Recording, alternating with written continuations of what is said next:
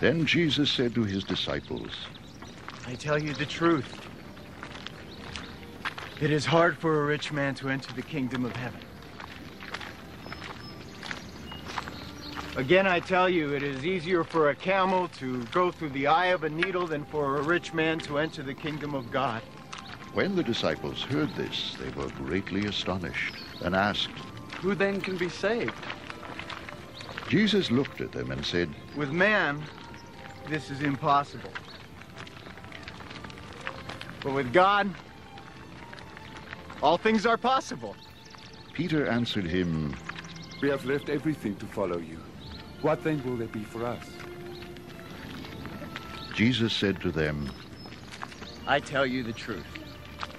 At the renewal of all things, when the Son of Man sits on his glorious throne, you who have followed me will also sit on 12 thrones, judging the 12 tribes of Israel. And everyone who has left houses or brothers or sisters or father or mother or children or fields for my sake will receive 100 times as much and will inherit eternal life.